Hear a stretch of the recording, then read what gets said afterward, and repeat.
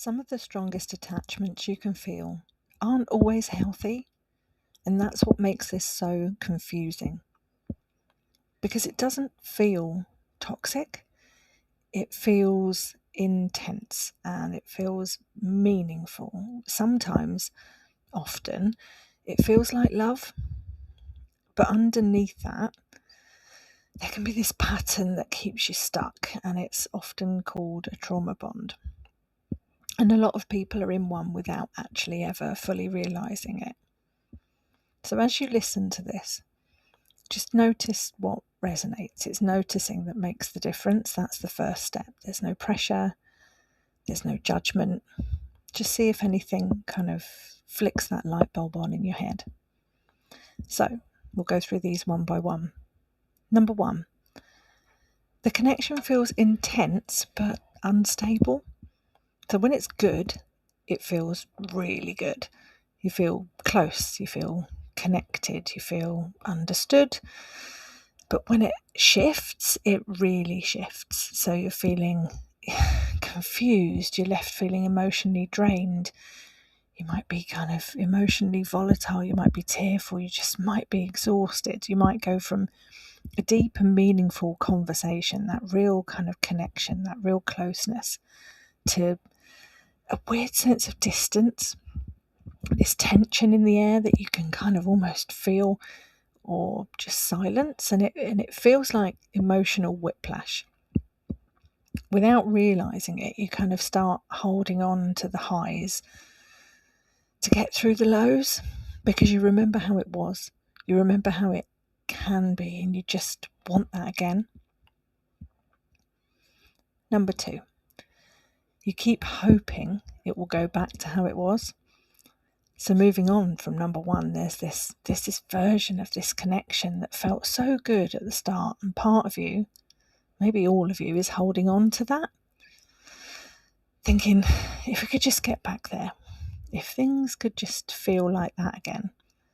You might replay earlier moments in your mind when things felt easier and safer and happier, and where you kind of forgot about the rest of the world.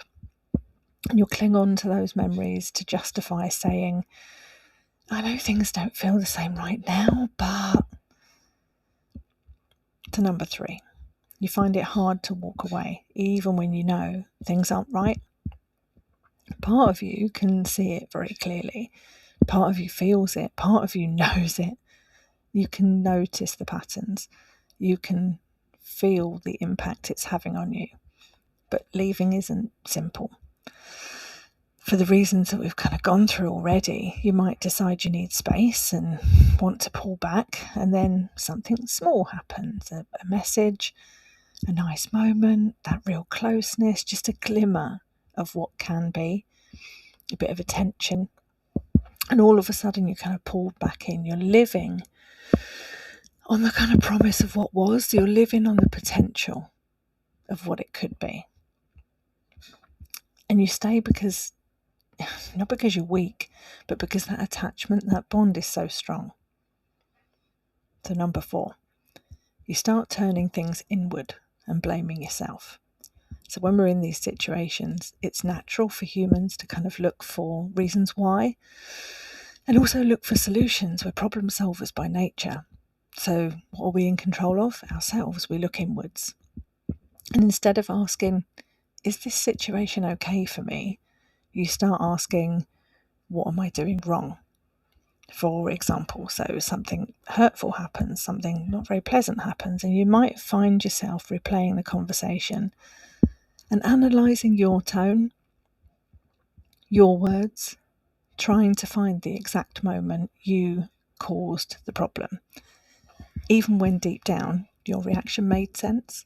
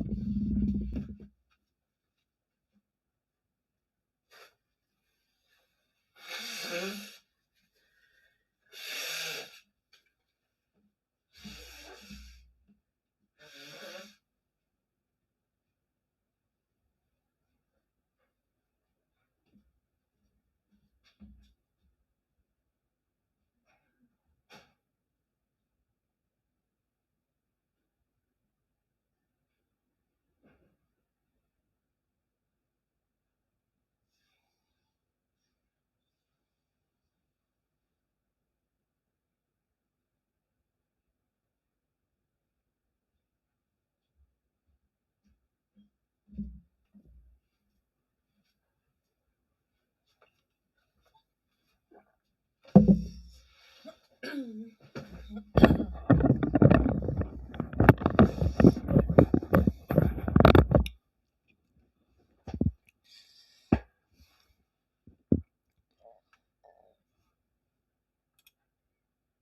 number 5.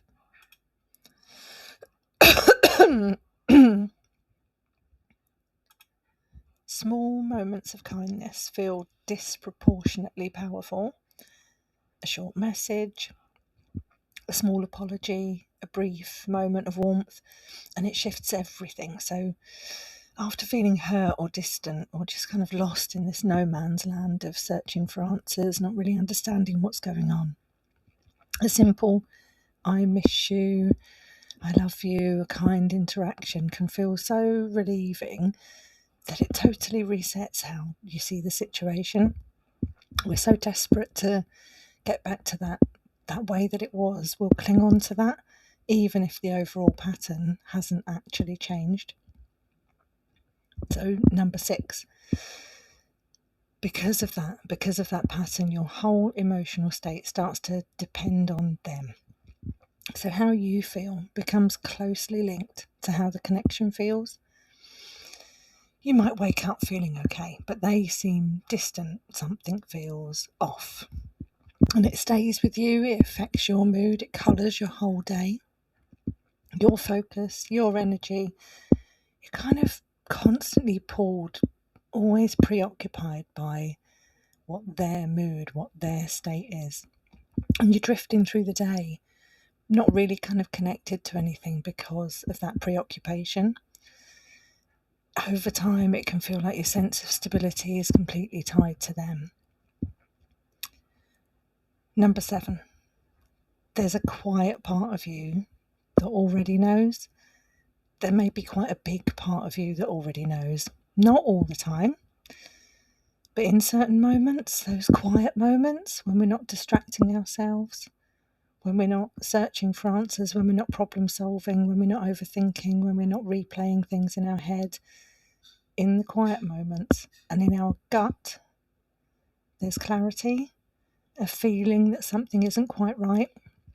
You might have a moment where you see this pattern quite clearly, where something clicks, and then almost as quickly that clarity just fades because of the push-pull nature of this bond.